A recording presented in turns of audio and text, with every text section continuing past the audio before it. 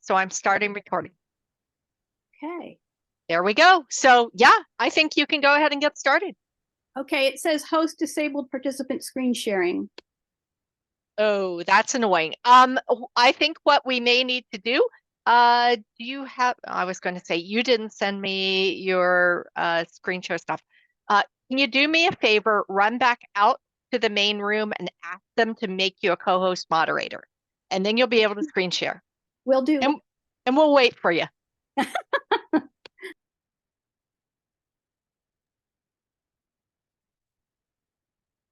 Thanks, Nika. My laptop is literally 6 minutes behind, so it's got this time zone problem.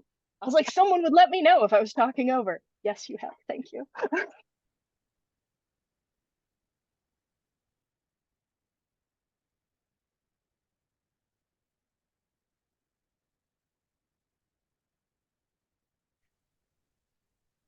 I'm gonna listen in and put away Christmas decorations at the same time. The Christmas explosion, I'm done with it. Okay. Excellent. Looks I'm like really Dawn. done with it. Okay, now can you share? Now I can share. Awesome. Okay, it's all yours. Okay, let's see. What do I need to do here? I need to yeah, so I need to go here. Where do I need to go for?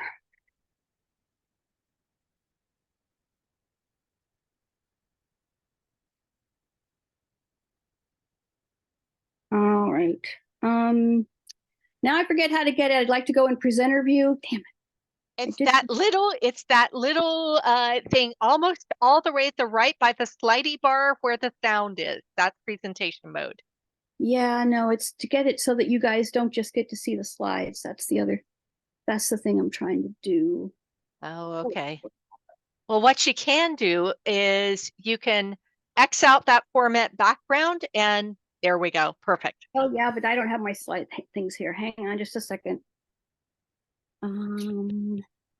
Yeah, like I said, if you want to just keep it on the screen, you can X out that format background and slide over the thing on the side and make that list really, really little. Just grab that dividing line between, yeah, just. Yeah, I know what you mean. Yeah. That's not the one I'm worried about. Oh shoot. Oh, come on, Dawn, you just did this morning.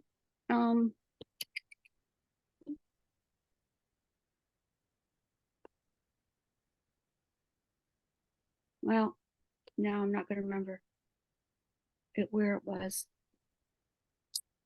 Oh, okay, maybe it's here, in here. That's where it was.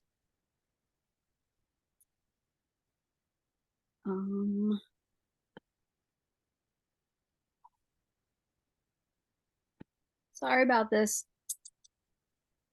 Might show and stop share. Well, all right. I think what we're gonna shoot.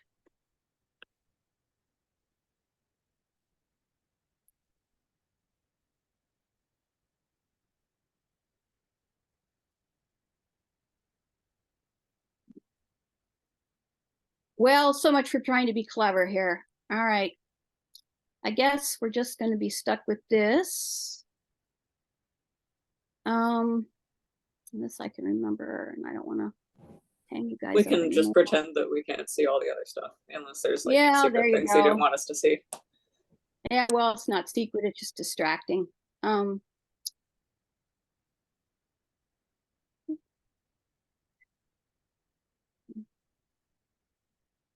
Oops.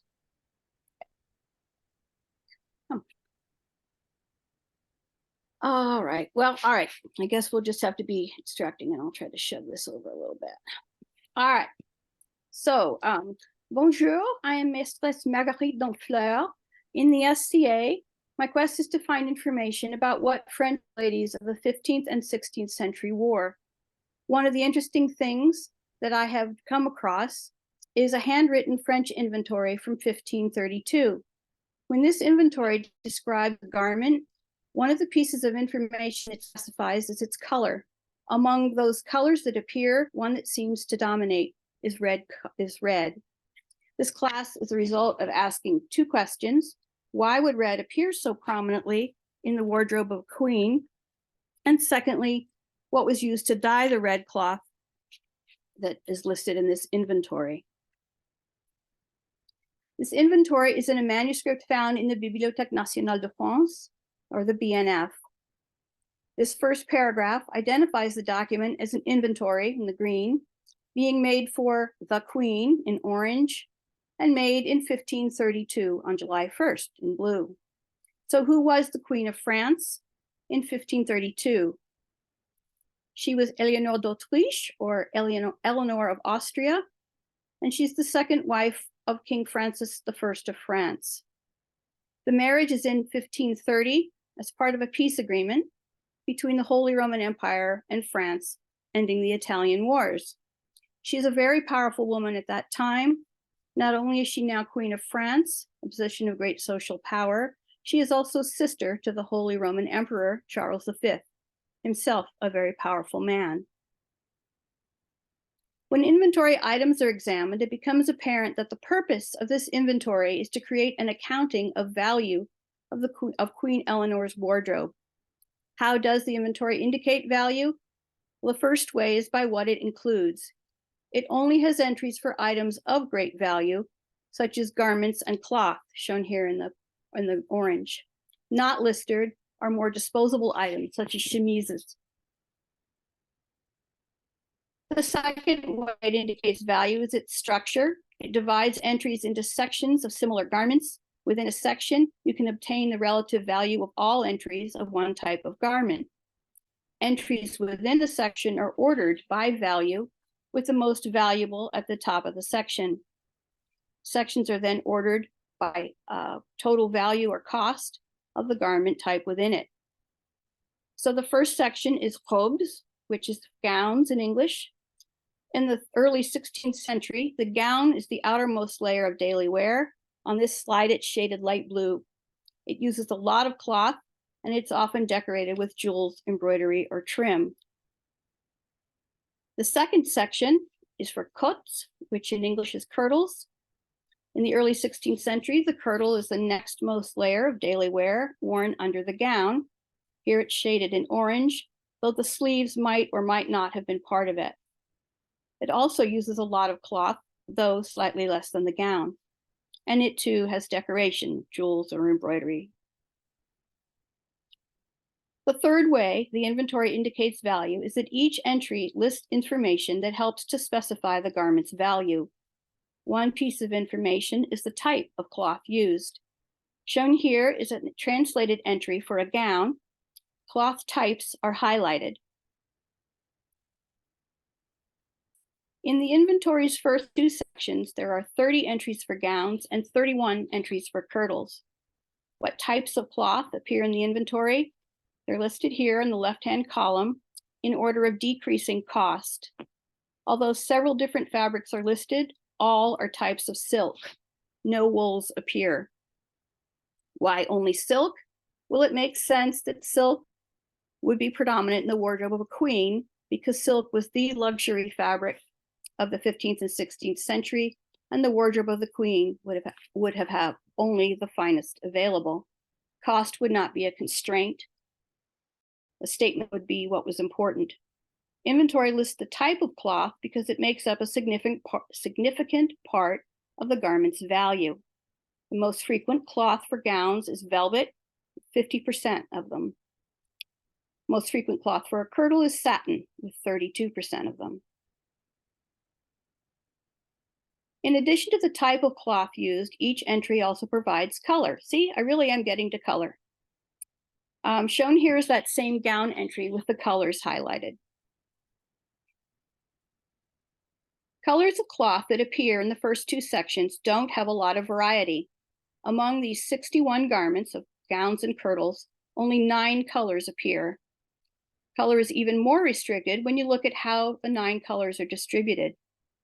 If silver and gold are grouped together as metal cloth, 54 of the 61 gowns and kirtles, 88%, are one of only 4 colors.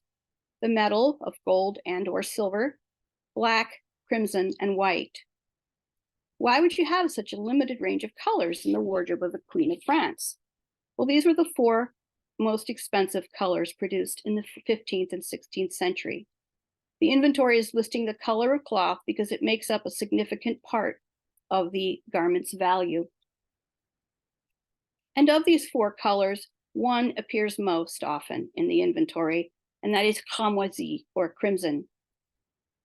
Crimson is the color of almost a third of all of the gowns, over a quarter of all kirtles, and 28% of both the gowns and kirtles put together. In the inventory's gowns section, all gowns that are made of crimson velvet are listed above those of black velvet. Therefore, the color is more valuable than black. Why would crimson appear so prominently in the wardrobe of a queen? Well, because it was a very expensive color, usually second in cost only to metal cloth. People seeing the queen in crimson silk received the message, the French monarchy is wealthy and therefore powerful. The inventory also has a few entries with cloth specified as rouge, or red. There's 1 red kirtle, and there's 2 gowns lined with red taffeta. Linings are not shown on this slide. So crimson is different from red. The inventory indicates that crimson is more expensive of the 2 because there are more entries for garments of crimson, 17 crimson versus 1 of red, if I don't count those linings. And in sections of the inventory, entries for crimson garments are listed much higher up than the few red ones. The higher in the list, the more valuable the garment. Reds have consistently been seen as a valuable color for most of human history. So in the year of the inventory, 1532, what expensive dyestuffs made the most frequent color of crimson, but also red?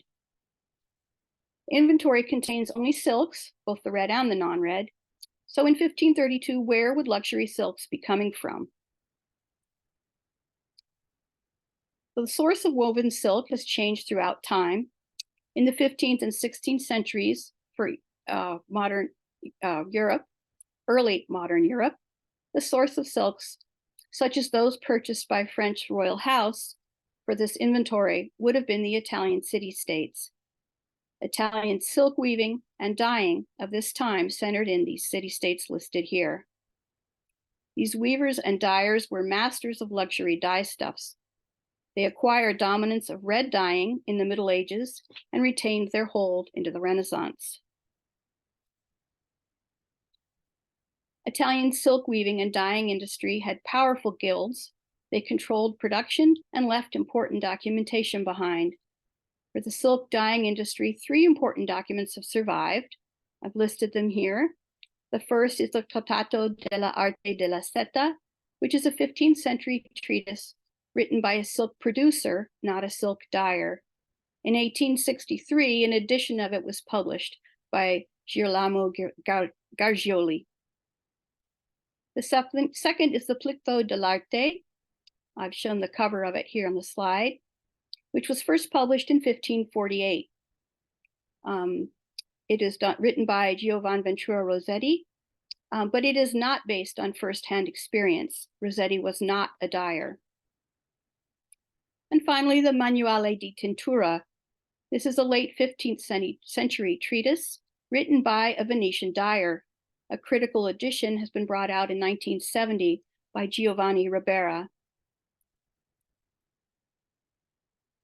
These sources tell us that the Italian dyer had 2 categories of dyestuffs available for dyeing silk thread red, those made from vegetal sources and those made from scale insects. The first source of vegetal red dye is madder.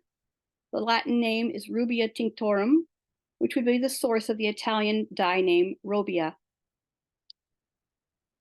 Dominique Cardon, in her Natural Dyes book, says that it is a herbaceous plant with a perennial root system of long branching roots, or rhizomes, in which are concentrated the numerous red colorants. And you can see those roots there on the right. The red colorant produced many different shades of red, particularly on wool. The image on the left is showing many different shades from madder. Again, in Cardon's words, mastery of dyeing wool with madder was acquired in early times by the dyers of the Middle East and the Mediterranean area.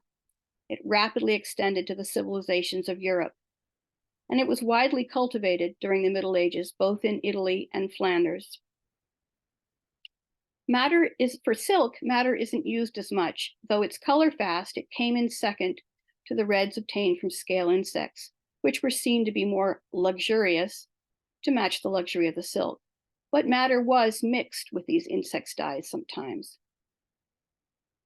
One of the other advantages is it was cheap to use because it was both plentiful and reliable source, far less expensive than the scale insect reds. And its red colorant was this alizarin and purpurin. The second source of vegetal dyes is orchil, which is the lichen on the right here. Its Latin name is Rochella tintora, which would have been the source of the Italian dye name Oricello. It's a lichen that usually grows by the sea, so it's found on Mediterranean coasts, the Canary Islands, the Azores, Madeira, Morocco, and the western coast of Africa. Its red coloring agent is an bunch of orsolinic acids. Without any mordant, it's purple. In the image on the left, the purple strip in that cloth is dyed with orchil. With mordants, however, it can produce reddish purples or mock scarlet. Used in antiquity, but the knowledge seems to have been lost in the Middle Ages. It's rediscovered again in Florence in the 14th century, which managed to keep it secret, so they say, until 1500. For silk, by the end of the Middle Ages, it was used in the dyeing of the fashionable crimson silks, and particularly velvets. It was a less expensive way to imitate violet red by superimposing it over the color fast, but more orange reds of madder. So that would have been the cheaper way to do it. The final source of vegetal reds would have been Brazil woods. These were called brasa in Spanish, which means glowing coals, because they would burn the wood. Variations of brezzi and verzi is the source of the Italian dye verzino. Most commonly used Brazil wood in this time period would have been sapin wood, which you can see in this middle image. It was a small shrubby tree. The colorant was found in the dark heartwood of the trunk and larger branches. The red colorant is a chemical called Brazilian, and it was a deep, beautiful imitation crimson red that it would produce. In the image on the left, the red strips in the textile are dyed with mostly with madder, but there is some Brazil wood in there. Let's see, with mordanting, it can get a wide range of colors. And like orchil, it's used in mixtures to control the red of silks. It's native to central and southern India, through Burma, Thailand, Indochina, and southern China. It dyed both wool and silk and was imported to Europe from the Levant since the 13th century. It continued to be used into the 16th century. But in the 15th and 16th century, vegetal red dyes were not the most expensive red dyes. They were used to enhance or shortchange color of the more expensive dyes. Some of the reasons were that some did not retain their red color well, they were not color fast.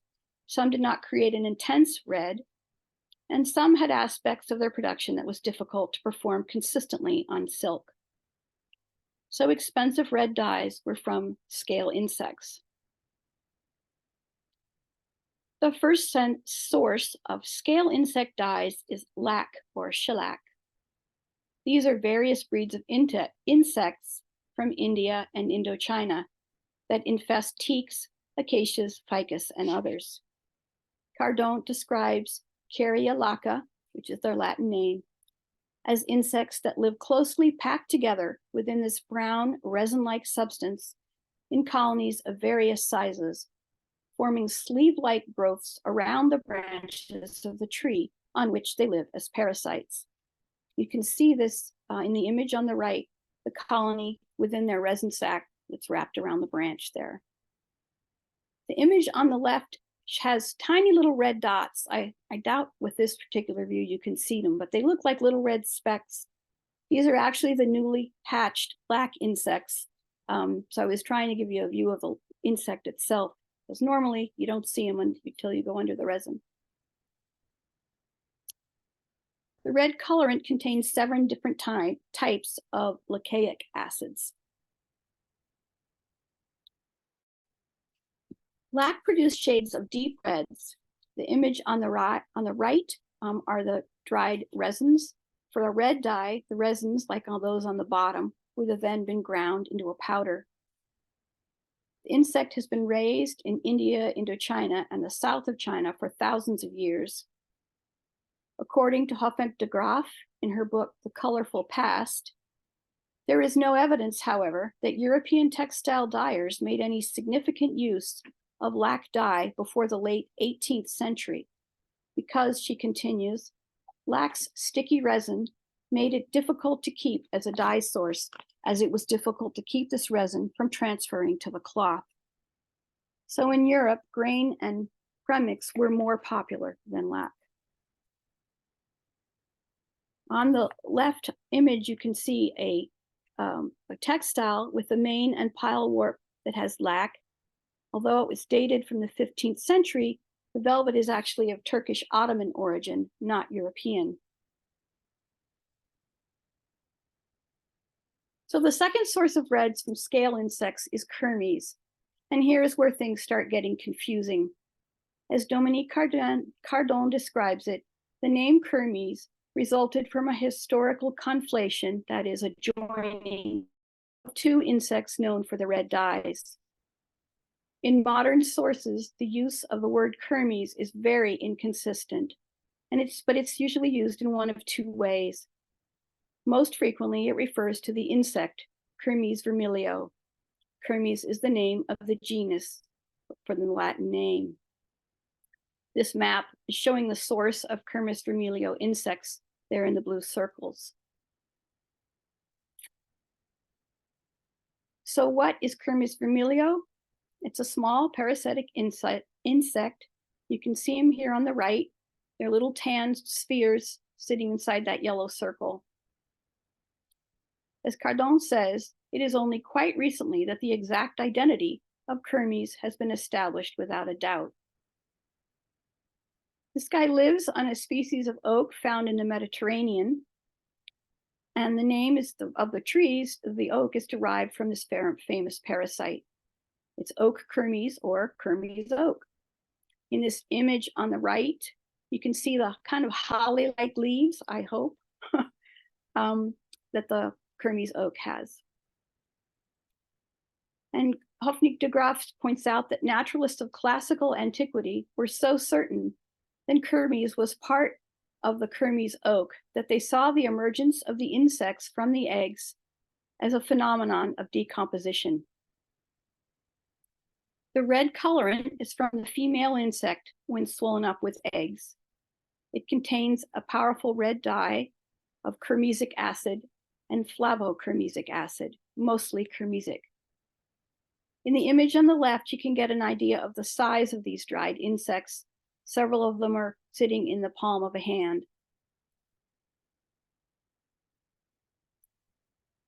The dye source is the body of the female Kermes vermilio insects, which are harvested while they still contained eggs and then dried, as you can see here. The dye stuff arrived at dye works as tiny dried insects. In the 15th and 16th century, the dye was called grain or grana, from the Latin word granum, which meant a grain of wheat, because dried insects look like wheat grains. Cardon's term for this dye is dyer's Kermes, which is better than plain Kermes, but through the course of this talk, I'm going to use grain to refer to as the name of the dye from here on out. So the color of Kermes is from kermesic acid. It yields vibrant red shades. Although several different Kermes insects exist, only Kermes vermilio gives a bright scarlet. Scarlet's modern meaning is a color, but it first referred to a type of woolen cloth. Again, as Cardon says, this woolen cloth had such high quality, the broadest and most densely woven, that it was considered worthy of being dyed with the most expensive colorant then available, grain. The grain was very good, was a very powerful dye because it was very good at dyeing wool red.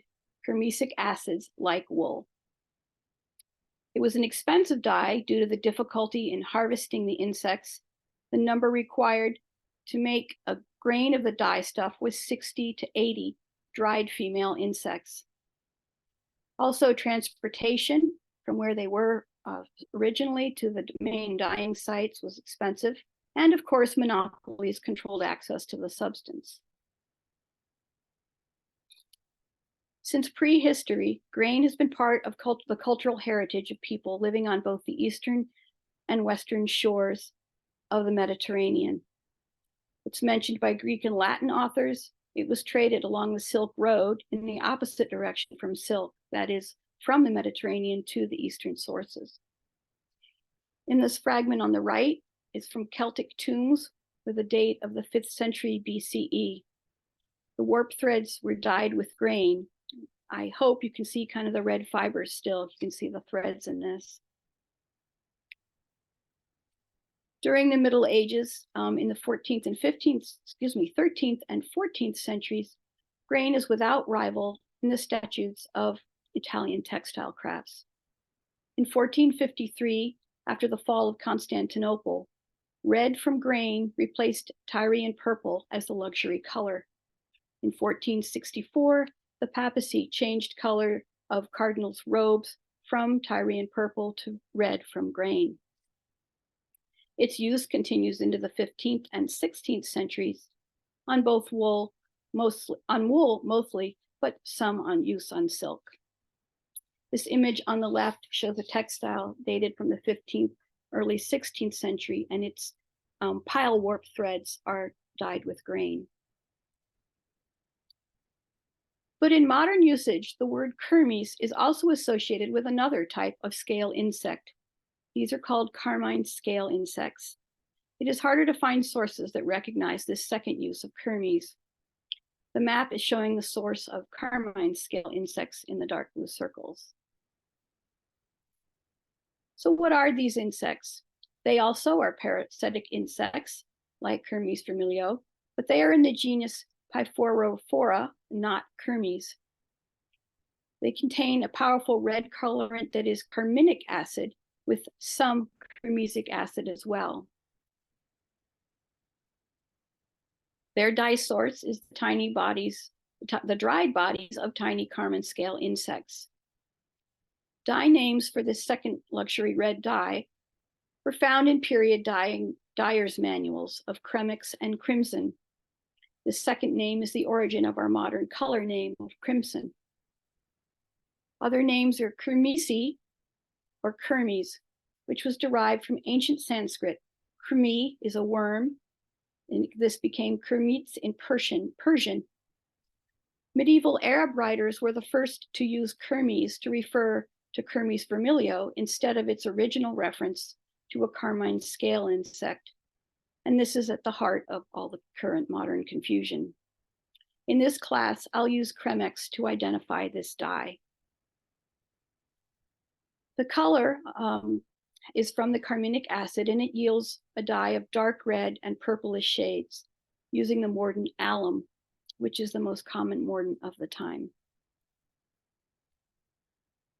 It costs dyers about twice as much to dye silk if they are going to use Cremex rather than grain, because they had to do much more processing of the raw dye stuff to make the dye ready for the cloth.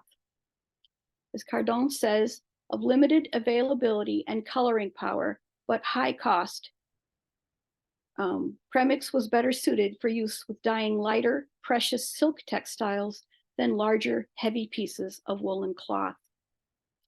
And Luca Mola, in his work, The Silk Industry of Venice, states these high costs were justified by both the refined quality and durability of the color. Premix dyed cloth had a shine, was more wear resistant and weatherproof than reds with vegetal dyes of madder or Brazil wood. There is evidence of use of these insects found in the area of Eastern Europe since the early times, at least as early as the 6th century Common Era. This image on the left is from the 1st century Common Era. It's not mentioned in Venetian archival records before the late 14th century, but by the end of the Middle Ages, imports of carmine scale insects were an important branch of international trade. Venice was one of the main centers for the importation of this dye stuff into Europe. So the name Kermes is indeed a historical conflation of two insects known for their red dyes. This is the first of two myths I want to show you about being well read. Marguerite's myth number 1, summed up by this wiki definition for crimson, that it's the dye Kermes, which comes from the insect Kermes vermilio. And this second one, with the Kermes definition, it's the dye Kermes from the insect Kermes vermilio. You see this connection in a lot of references, not just wiki articles. I'm using wiki's definitions here, not to say that Wikipedia is a poor source. I do use it quite a lot, but to show instead that wiki can often be a source of commonly held beliefs instead of the most current research. The moral of the story is trust but verify. So the Mythbuster number 1 is that in Italian dye manuals, dyers divided their luxury red dye stuffs into 2 categories. The first category, the dye, is grain or grana. The insect is Kermes vermilio. The genus is Kermes, and the main red colorant is Kermesic acids. So Kermes here is the genus name. Naming this dye stuff with its Latin genus is based on an entirely modern system. Latin-based naming systems for plants and animals were not developed until the 19th century, when many of the 15th and 16th century dyes were no longer even used. Dyers in the 15th and 16th centuries didn't identify the exact bug, they identified the dye. Shown here is a piece of red velvet whose pilework is dyed with grain, and you can see the bright red. The second category then is the dye is Cremix or crimson. The insect is carmine scale insects. The genus is Porphyrophora, and the main red colorant is carminic acid. Kermes here is another name for the dye, Cremix, based on the variation of another of its names, Kermesi in Italian. This piece of red velvet has a pilework dyed with Cremix, and you can see that it's a deeper red. So to myth busting, when encountering the word Kermes in text, be aware of its particular context. Which meaning of Kermes are they referring to? When describing red dyes, just avoid using Kermes in favor of grain or even dyer's Kermes if you must, and the insect name of Kermes vermilio.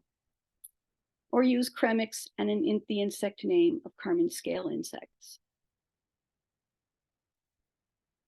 Sometimes the red in extant textile samples can be visually identified. These are those 2 samples I just showed you, and you can see a distinct difference in shade between the left, which has the bright red of grain, and the right, which has the bluish red of premix. But most often, distinctions are not quite so clear. Dyers were very sophisticated about using mixtures of red dyes, such as those that include madder, orchil, Brazil wood, and even grain. They did this to enhance the color, or sometimes to deceive buyers about the real nature of the material used to dye a cloth. Guilds enacted strict rules about what went into luxury reds, but rules were broken. Even skilled dyers could often not tell whether a particular shade was pure. Also, the passage of time can distort color on textiles, depending on dye process and the environment the textiles have experienced. So to help identify extant textiles, modern researchers have begun to find ways to determine the chemical content of their dye. The analysis of the content of the red colorant can often provide clues to the type of red dye used, and with this type, the date and origin of textile can sometimes be determined. To identify whether a particular textile was dyed with grain or cremex, we analyze its red colorant. Grain contains a lot of carmesic acid and has no carminic acid. Cremex contains a lot more carminic acid than its carmesic acid. To further complicate this process, there were two species of carmine scale insect used to make cremex. The first one, shown here, is the Armenian carmine scale insect. He's the Pyphorophora hameli. His modern dye name is Armenian carmine scale. Period names were Armenian red and Cremex grosso. This insect lived on the stems of a wild grass. In the image on the left, there are kind of pinkish purple circles on the grass within that red circle. Most of the red colorant is found in adult females. This bug lived in the Caucasian regions of Armenia, Georgia, and Azerbaijan, and also in Anatolia and Persia. It is this source of cremex that is the origin of its alternative dye name of kermes, because in Persian, kermes was worm, and kermesi and kermes derived from this word. The image on the right there is showing you the female insect. The dye is shown here on the left, the dried female insects. The red colorant had a lot more carminic acid than carmesic acids. The image on the right is a cap of maintenance gifted by Henry VIII to the mayor of Waterford, Ireland, and this velvet is dyed with Armenian carmine scale. This dye has been used since antiquity in Europe, the Near East, and the Far East. In fact, as early as 714 BCE by the Assyrians. The second of these carmine scale insects is the Polish carmine scale, or the Porphyrophora polonica. His period names were St. John's blood because in Poland, harvesting took place during the 2 weeks before St. John the Baptist's feast day, while female insects still contained eggs. Another period name was Cremex minuto. Italian dyers distinguished between these two types of the dye by the size of the insect they are from. The Armenian insect was larger, so the Armenian was Cremex grosso, or coarse crimson, while Polish was Cremex minuto, or fine crimson. The Cremex minuto lived on the roots of a grass, shown here on the right. There's a yellow circle, and inside there's a pinkish oval. That's the creature attached. He's found in the Central and Eastern Europe. And most of the colorant is found in females and in the body of cysts, which are hatched young. The females are shown there on the left. To give you an idea of the size of this creature, the dried females, it would take 350 of them to make a gram of dye. It took 145 of the dried cysts to make a gram. As a comparison, about 60 to 80 Kermes vermilio insects were in 1 gram. So they're even smaller than those little guys we saw in the palm of the hand. To dye 1 US pound, which is 454 grams, of silk to crimson, you would have needed 18,240 dried insects. A lot of bugs. And part of the reason why Polish carmine scale is almost extinct. The red colorant was mostly carminic acid, but it also had some kermesic acids. It was more expensive to purchase Polish than Armenian carmine scale, but it was expensive to use it. To dye an equal amount of silk needed half as much Polish as Armenian. Therefore, the Polish variety was more effective. Also, it was easier to get, as its sources were closer to dyers in major textile centers. it was closer than those of the Armenian. It's been used since antiquity in Europe and in the Mediterranean, and it was even found in some Egyptian textiles. To identify which source of kremix a particular textile was dyed with, Armenian or Polish, you would analyze its red colorant. You can't look at the carminic acid levels because Polish has only a small amount less than carminic acid than Armenian. Instead, you examine the amount of kermesic acids. Polish has a lot more kermesic acids than Armenian. When scale insect dyes are discussed, there is often one more word that appears, and that's cochineal. In modern use, this word is found in two contexts, as the name of a specific scale insect and its red dye. The map shows the source of cochineal insects in the blue circles.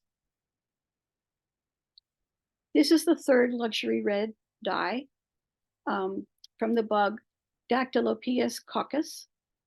He also is a small parasitic insect, and he looks pretty similar to the other red dye insects we've seen. Like Kermes vermilio, it lives above ground. It was found in the New World, and it lives on the prickly pear cactus. The image on the right has the cactus with these white spots or fuzzy patches, which are the colonies of cochineal insects. The red colorant was the female insect when swollen up with eggs. And that's what you can see here in the image on the left. This insect contains the same powerful red colorant as carmine scale insects. It has carminic acid as well as some kermesic acids, but it has a lot more colorant per insect than the carmine scale. The amount of carminic acid in a dried body of cochineal is an average of 15% of the body weight, compared to Polish, which is 0.6%, and Armenian, which was 0.8%. A lot more carminic acid. So the dye source here, again, is the bodies of the female D. coccus insects, which are harvested while they still contain eggs and then dried. There's a picture of them here on the top right. The name cochineal is derived from the Spanish cochinilla, which could have meant scarlet or woodlouse. I found both explanations. The image on the middle there on the bottom is the traditional cake-like form of cochineal, which was how it was transported in the 16th century. The color, when you do a mordant of alum, is an intense deep red like kremix. This textile shown on the left is got a pile warp of cochineal. But with a tin mordant, cochineal can also produce a bright red with a color as good as with grain. This image on the right, this woman is holding the middle cloth that was dyed with cochineal. It was also able to produce many red shades in between. The image on the left is showing a lot of the different shades of red it could produce. The image on the right, on each side of that bright red cloth she's holding, there's a darker purple one, which also came from cochineal.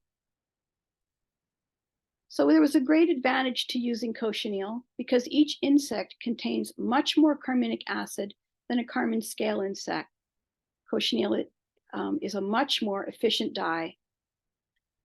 It was less costly because it required fewer insects than the carmine scale insects, and it created the same intense colors.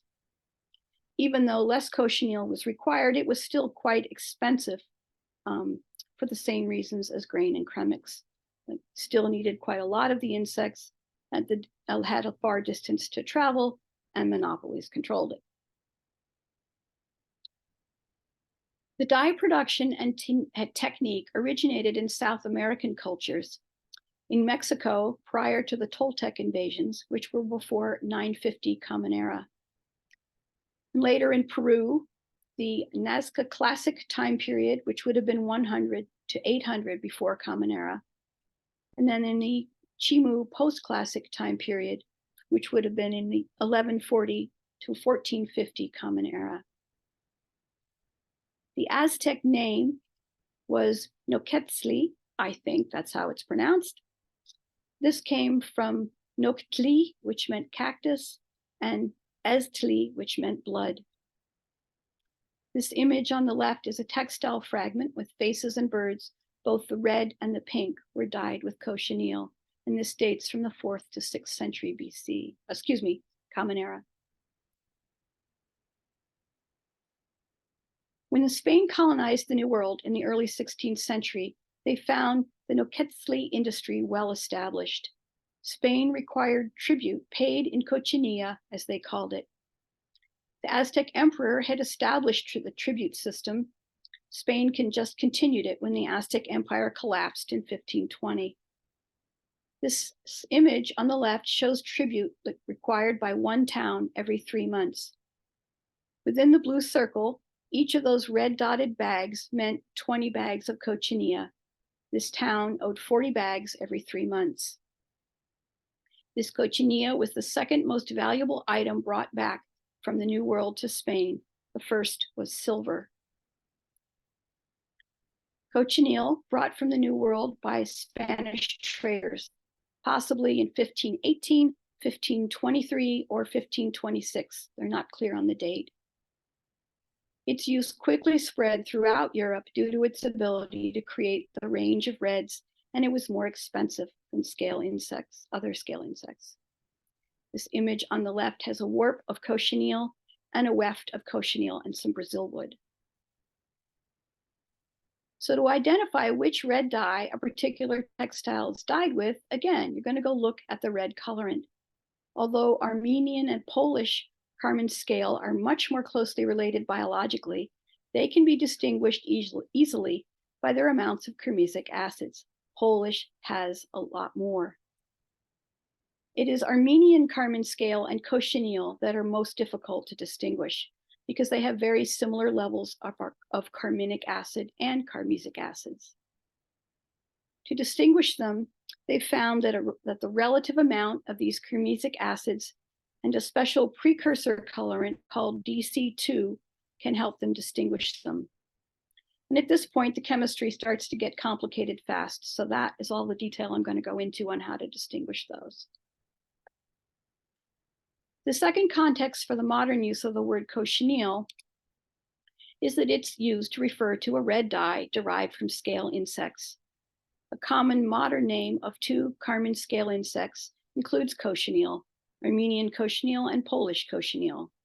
These are also sometimes collectively referred to as Old World cochineals. And a common modern name for the cochineal from the Americas has the adjective Mexican or even American in front of it. This cochineal from the Americas can also be referred to as New World cochineal to distinguish it from Old World cochineals. So Marguerite's second myth about being well read is summed up by this wiki definition for Armenian cochineal. This first sentence says that the Armenian cochineal is a different insect from the cochineal from the Americas. That's true. The highlighted sentence, however, says both the Armenian cochineal and cochineal from the Americas produces a dye commonly called cochineal. No, that is not true. This is a case of trust but verify. So how did this general use occur? Because the use of cochineal from New World spread so quickly throughout Europe, it became the red dye of choice for silk and wool fabrics, with its usage so widespread that its name, cochineal, replaces the names of all the other red dyes. Cochineal just comes to refer to all red dyes from scale insects and all insects that make crimson. But the dyes cremix and cochineal are not the same because carmine scale insects are not the Dicocos insects. So when encountering cochineal in text, be aware of its context. When talking about cochineal, use it to refer only to the red dye and its associated insect from the Americas. For the Old World crimson dyes, use cremix for the dye name and carmine scale insects for the associated bugs. So now we've seen the red dyestuffs used in early modern Europe. Which of them were the expensive ones? Well, we've seen it's these scale insects due to the small size of the insect, the quantity of insects needed, and the intensity of color produced. Which of these made the reds in the 1532 inventory? Was it lac? No. evidence suggests that European textile dyers probably did not heavily use lac before the 18th century. The image on the right has a mane and pile warp of lac and madder. Although this velvet is from the 15th century, it has a Turkish or Ottoman Empire provenance, not European. Was it grain? No, the crimson definition here says it is a deep red color inclining to purple. Grain produced a bright red or scarlet color. Also, by the 16th century, grain was used chiefly on a wool. Was it Kremix? It's a good chance, yes, it was. Kremix dye produces the color of crimson's definition. Its alternative dye name is crimson. And Kremix was more commonly used to dye silk, not wool. Garments listed in the inventory are all silk. And the red in the inventory, well, it could have been grain as the next most expensive dye, or it could have been some mixture of expensive reds. It's hard to know. But there's one more possibility for dyes that produced a crimson color. In addition to Kremix or crimson, there's also cochineal. Which one of these was it? Kremix and cochineal are two distinct dyes. By the end of the 16th century, cochineal had replaced Kremix as the most commonly used dye source for the color crimson. So which of these dyes produced crimson in 1532? One of them, or maybe both? It comes down to looking at dates. The word cochineal is relatively new to English. It was derived from the Spanish cochinilla, which appears in the Spanish language first from 1520 to 1540. In 1537, it first appears in French as cochinille. In 1589, it first appears in English as cochineal. So in 1532, when this inventory was taken, only the Spanish language seems to use this word, which makes sense given which European country first encounters the dye stuff. The rest of early modern Europe, including Italian dyers, was not yet using this word, so they probably aren't using the dye. Cochineal was commercially available by the mid-16th century, but when in the mid-16th century? Before or after the inventory date of 1532? Well, in the first quarter of the 16th century, when cochineal arrives in Spain, there's no immediate disruption of European dye trade. In the second quarter of the 16th century, the use of cochineal is confined to the Spanish peninsula due to the demands on the then flourishing Spanish cloth industry. Secondly, the limited production in New Spain. And thirdly, irregular Spanish communication with Mexico. So in this fight up to the second half of the 16th century, up to this point, Italian dyers have actively resisted cochineal, but they are eventually willing to give up Kremix, learn how to use this new dye at the level of quality that equaled what had been developed for Kremix.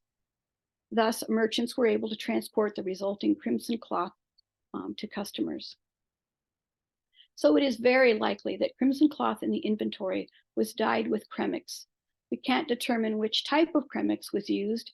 It could have had garments in each type. It could have had reds made from mixtures with Kremix, but it is likely that there would be some Kremix Minuto garments there because Polish was used much more often for high-end crimson velvet. You can see a really dark one here in the image. So to summarize, I'd like to share this quote from Cardon. Let us imagine for a moment that we are back in the 15th century Europe. Christopher Columbus has not yet discovered America. No dyer has ever heard of a domesticated red dye insect living on a prickly plant called cactus, and nobody could imagine a dye stuff with such coloring power. The most precious dyes of the time were the reds extracted from scale insects. Their prestige and fame is such that dyers do all they can to enhance the color naturally produced by each of these insect dyes, and to obtain the most saturated tones possible. This is true of grain, the one source of scarlet red. It is just as true of Kremix, from which crimson red is obtained.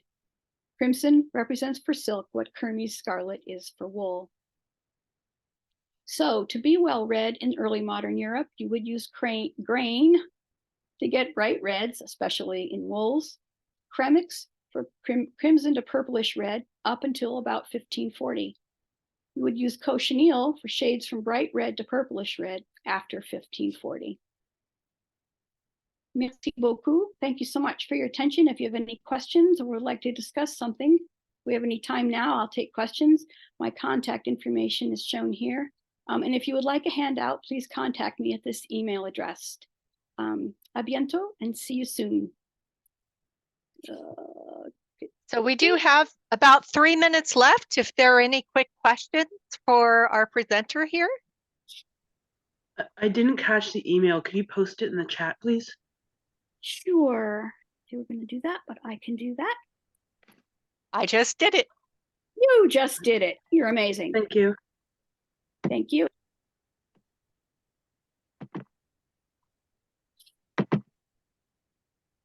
Okay, if there aren't any questions, or if people are still thinking of questions, I do want to thank our presenter. You're That welcome. very detailed and gorgeous looking. I mean, all the red. I just love all the pictures. It's so fun to find them all. Yeah, and that was super, super detailed, and I really like the depth you went into on the different types of reds and the bugs and the pictures of the bugs and the differences between the different types of reds and the different types of, for instance, the crimson dyes. That was just amazing. So thank you so much. You're welcome, and I hope people can be more aware when they come across these in sources that you do need to be careful with what word they're using, because it is not very clear out there. Spectacular. Okay. I'm seeing a lot of thank yous in the chats. I think we can wrap up with a minute or so to spare for people to get to their next class. And again, I will stop recording now. There we go.